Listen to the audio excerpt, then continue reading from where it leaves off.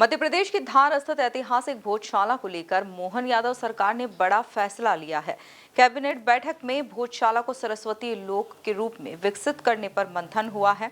सरकार का दावा है कि जिस तरह महाकाल लोक ने देश दुनिया में पहचान बनाई है, उसी तर्ज पर अब भोजशाला को भी ग्लोबल टूरिस्ट डेस्टिनेशन बनाया जाएगा। आखिर क्या है सरकार की पूरी योजना और कैसे बदलेगी भोजशाला की तस्वीर, देखिए एक खास रिपोर्ट। भोजशाला बनेगा सरस्वती लोक, मोहन कैबिनेट में बड़ा फैसला। महाकाल लोक की तर्ज पर होगा विकास, धार को मिलेगा ग्लोबल टूरिज्म बूस्ट, सांस्कृतिक विरासत को मिलेगा नया रूप, पर्यटन से बढ़ेगी स्थानीय अर्थव्यवस्था। मध्य प्रदेश में धार में स्थित ऐतिहासिक भोजशाला, जहां आस्था, इतिहास और विवाद तीनों का संगम देखने को मिलता है, अब एक नई पहचान की ओर बढ़ रही है। मोहन कैबिनेट की बैठक में इस बात पर गंभीर मंथन हुआ कि भोजशाला को सरस्वती लोक के रूप में विकसित किया जाए, ठीक उसी तरह जैसे उज्जैन में महाकाल लोक का भव्य निर्माण किया गया। प्रदेश में मंत्री चैतन्य कश्यप ने बताया कि भोजशाला में देश ही नहीं बल्कि विदेशों से भी पर्यटक पहुंच रहे हैं। ऐसे में यहाँ विश्व स्तरीय सुविधाएं विकसित करना जरूरी हो गया है।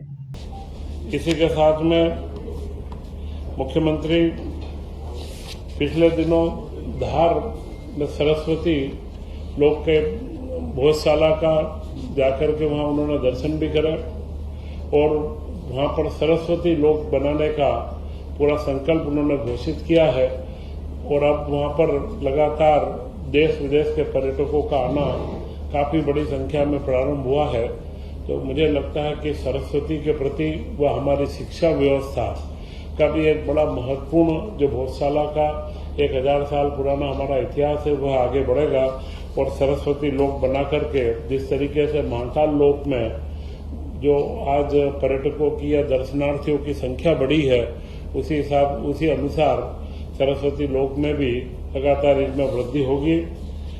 सरकार की योजना के तहत भोजशाला परिसर का सौंदर्यीकरण किया जाएगा, धार्मिक और सांस्कृतिक विरासत को संरक्षित किया जाएगा, पर्यटकों के लिए आधुनिक सुविधाएं विकसित होंगी और इसे अंतर्राष्ट्रीय पर्यटन मानचित्र पर स्थापित किया जाएगा। अब सरकार भोजशाला को भी एक बड़े धार्मिक सांस्कृतिक कॉरिडोर के रूप में विकसित करने की दिशा में आगे बढ़ रही है। अगर यह योजना जमीन पर उतरती है तो न सिर्फ पर्यटन को बढ़ावा मिलेगा बल्कि स्थानीय अर्थव्यवस्था को भी नई रफ्तार मिलेगी। Bureau report, MP news, Bhopal.